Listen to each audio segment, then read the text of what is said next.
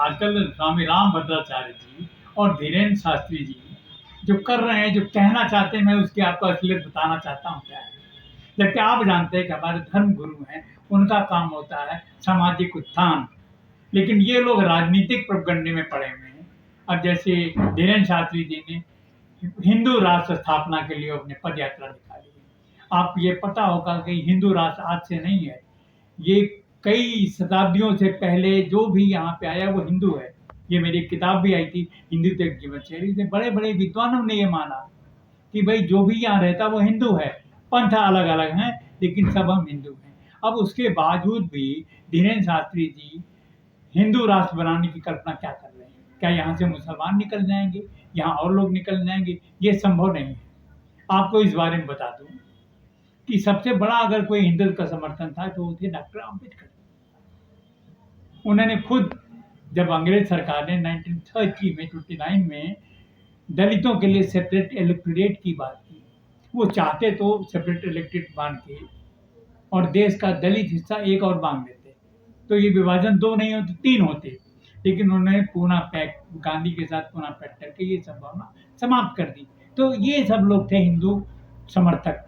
इन जैसे लोग नहीं थे जो कि हिंदू, मुसलमान, दलित, फॉरवर्ड, बैकवर्ड के नाम पे राष्ट्र को बांटना चाह रहे हैं। दूसरे, एक मैंने और स्वामी जी की बात की थी, रामभद्राचार्य जी। वो कभी कहते हैं कि दलित नीच होते हैं, कभी ऊंच होते हैं, कभी इनको आरक्षण लेना चाहिए, कभी नहीं लेना चाहिए, या अंतरजातीय विवाह, दलित की लड़की कहाँ जानी चाहिए, सवर्ण लड़की कहाँ जानी चाहिए, ये सब गलत है। ये जो भी धर्म गुरु हैं ये अपना काम करें, इनका अपना काम है धार्मिक ग्रंथों का लोगों को बताना, संस्कृति के बारे में लोगों को बताना। लेकिन इस तरह से ये जो राजनीतिक उसमें चल रहे हैं ये बड़ा गलत है। एक बात आपको याद दिलाता हूँ कि जब डॉक्टर अम्बेडकर ने लोकसभा में हिंदू कोड बिल किया तो एक बनारस के नेता थे स्वामी करपात्री जी महाराज, उन्होंने पूरा एड़ी से चोटी तक जोर लगा दिया क्योंकि ये बिल ना पास हो, क्योंकि वो नहीं चाहते थे कि महिलाओं को पूरा अधिकार मिले। क्योंकि उस बिल का मेन ये था कि महिलाओं को अपनी पैतृक संपत्ति में उत्तराधिकार मिले, लेकिन भद्राचार्य जी नहीं चाहते थे। उसका कारण हुआ कि डॉक्टर अम्बेडकर ने कानून मंत्री पद से इस्तीफा दे दिया।